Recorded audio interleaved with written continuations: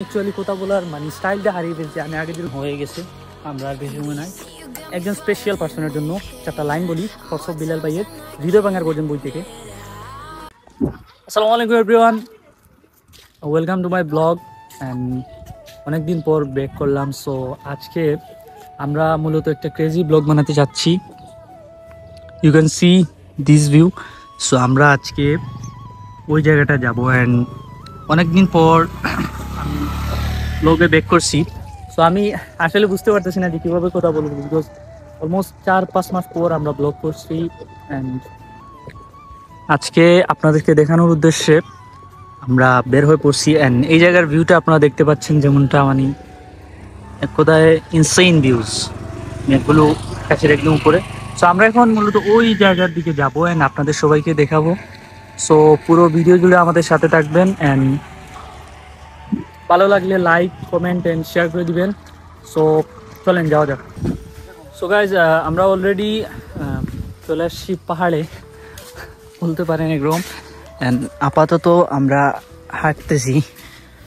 So আরও অনেকখানি জায়গায় যেতে হবে এখনও। আসলে এই জায়গা সম্বন্ধে আমার 0% আইডিয়া, দেন আমি বলতে পারতেছি না। So this my friend Rajib and এ হচ্ছে সারোয়ার। মূলত আমরা ও আমাদেরকে নিয়ে যাচ্ছে। ভাই একটু যদি বলতেন মূলত এই জায়গাটা সম্বন্ধে, মানে আমরা মূলত কোথায় যাচ্ছি? আসসালামু আলাইকুম। আমরা মূলত যাচ্ছি এই ইন্ডিয়া বাংলাদেশের মাঝখানে একটা বাজার, এই কাস্টম হাট, এইটা দেখার জন্য। ইন্ডিয়া তো চলেন, ও বলেই দিছে যেরকম। অ্যান্ড ভাই জায়গাটার ভিউ দেখতেই পাচ্ছেন, মানে কীরকম ইনসেইন। আমরা অলরেডি কিন্তু অনেকটা উপরে আছি, দেখেন জাস্ট ভিউটা দেখেন। পাহাড়ি রাস্তা আর কি, একদম উঁচু নিচু। ফার্স্টে আমরা নিচে ছিলাম, এরপরে ধীরে ধীরে উপরে উঠছি।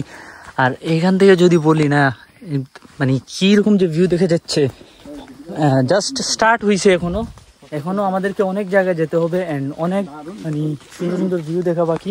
সো আমাদের নিচে একটা মানে ছোটোখাটো একটা খাল বলতে পারেন আছে, অ্যান্ড হাঁটতেছি। সো আই হোপ ভিডিওটা আপনাদের কাছে ভালো লাগতেছে। আমি অ্যাকচুয়ালি কথা বলার মানে স্টাইলটা হারিয়ে ফেলছি। আমি আগে যেরকম কথা বলতাম না, ওইরকম মানে কথা বলার স্টাইলটা হারিয়ে ফেলছি, বিকজ অলমোস্ট 5 মান্থস পর আমি ব্লগে ব্যাক আসছি।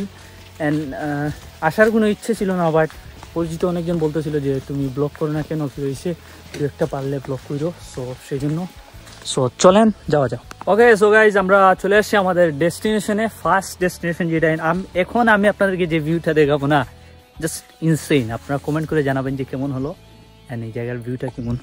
লুক, দিস দ্য কাস্টম হাট, যেটার কথা বলছিল। অ্যান্ড এই দেখেন ভিউটা ভাই, মানে আমি আমার লাইফে মনে হয় ফার্স্ট টাইম এরকম ভিউ দেখছি না। আমি কিন্তু এর আগে অনেক জায়গায় গেছি। এটা মূলত একটা ক্রিকেট স্টেডিয়াম। অ্যান্ড দেখেন আপনার ইন্ডিয়া, এইটা একটা পাহাড়। অ্যান্ড ওই দেখেন ইন্ডিয়ার মানে ব্যারিকেড আছে, যে ইয়েটা দেখতে পাচ্ছেন, ওইটার ওই সাইড ইন্ডিয়া অ্যান্ড এই সাইড বাংলাদেশ। সো আমরা এই জায়গাটা আপনাদেরকে ভালোভাবে ঘুরে দেখাবো। অ্যান্ড আই হোপ ভিডিওটা আপনাদের কাছে ভালো লাগতেছে। ভালো লাগলে লাইক, কমেন্ট অ্যান্ড চ্যানেলটা সাবস্ক্রাইব করেন।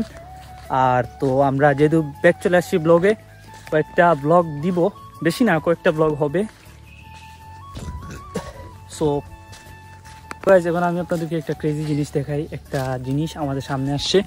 So you can see this, এইটার এই side Bangladesh and this side India. দেখেন IND ক্লিয়ারলি দেখতে পাচ্ছেন। অ্যান্ড এইদিকে দেখেন বাংলা, মানে আমরা এখন ইন্ডিয়াতে আছি। অলরেডি আমরা ইন্ডিয়াতে আছি, কিন্তু অলরেডি আমরা ইন্ডিয়ার সীমানায় আছি। অ্যান্ড ইন্ডিয়ার কালো পাহাড় আপনারা যেটা বলে চিনেন, ওই দেখেন।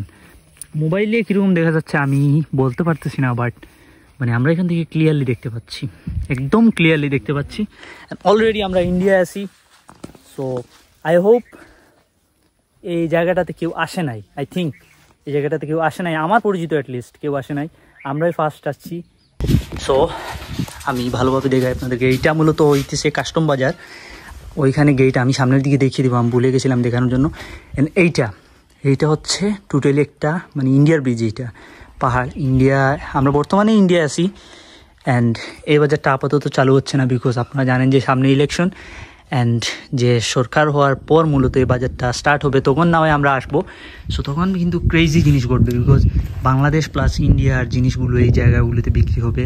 মানে নর্মালি আমরা যেরকম বাজার হাটে যাই মানুষ জিনিস কিনে, সেমভাবে এই জায়গায়ও জিনিসগুলা আসবে। সো তখন মূলত দেখতে ভালো লাগবে অ্যান্ড চারিদিক মানে জমজমাট একটা অবস্থায় থাকবে। সো ওই সময়ের অপেক্ষায় থাকলাম আমরা। আর আমি যদি আপনাদেরকে এই এরিয়ার ভিউটা দেখাই, তাহলে মানে সবচেয়ে জুস যে সাইডটা আমার কাছে লাগতেছে এইটা। আমরা ওইদিকে যাবো কিছুটা, অ্যান্ড এই রাস্তাটা দেখতে পাচ্ছেন কোনটা ক্লিয়ার একদম। অলরেডি আমরা ইন্ডিয়াতে আছি না?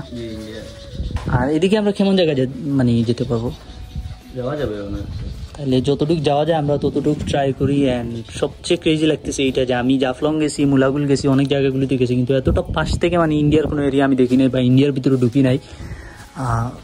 তো এই ফার্স্ট টাইম আমি এইরকম একটা জায়গায় আসছি যে মানে সামনাসামনি দেখতে পাচ্ছি ইন্ডিয়ার সবগুলো। সো চলেন আমরা এখন নিচে নামি পুরো এরিয়াটা আপনাদেরকে ভালোভাবে ঘুরে দেখাই।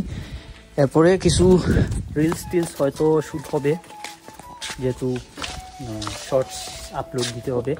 তো এই হচ্ছে আপনার বাজারটা, বর্ডার হাট। আপাতত এইটা অফ আছে, যেদিন খুলবে সেদিন ভালোভাবে এই জায়গাগুলিতে বাজার বসবে। অ্যান্ড অনেক বড় কিন্তু বাজার, আপনারা দেখতে পাচ্ছেন ওই সাইডে অনেকগুলা এরিয়া আছে, এই সাইডে অনেকগুলা। সবাই আমরা এখন হাঁটতেছি মূলত ইন্ডিয়ার রাস্তা ধরে। আর দেখেন পাহাড়ের ভেতর দিয়ে একটা ক্লিন রাস্তা কিরকম ভাবে যায়, মানে আমাদের গ্রামে মনে হয় এরকম রাস্তা এখনো হয় নাই, বাস্তব যেটা বলতেছি আমি। আর আমরা হাঁটতেছি, একটু মানে কি বলবো, ভয় কাজ করতেছে ভিতরে, বিকজ বাংলাদেশের সাথে ইন্ডিয়ার যে সম্পর্কটা আমরা দেখতে পাচ্ছি দীর্ঘদিন থেকে, যে বিএসএফ বিজিবির দ্বন্দ্ব, মানুষের দ্বন্দ্ব, রাজনৈতিকভাবে দ্বন্দ্ব, আমি ওইসব আর বলতে চাইতেছি না। সো সব দিক দিয়ে কিন্তু ঝামেলা ওদের সাথে আমাদের।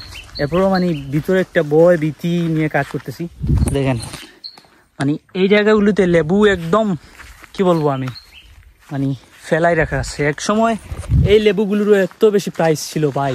সো এখন আমি একটু কথা বলে বলে যাই আপনাদেরকে, একটা ভিউ দেখাবো, দেখানোর পরে আই হোপ আপনারা এত বেশি মানে খুশি হবেন। আমি বুঝতে পারছি না যে আমার ব্লগে এরকম কোনো ভিউ আদৌ দেখছেন কিনা।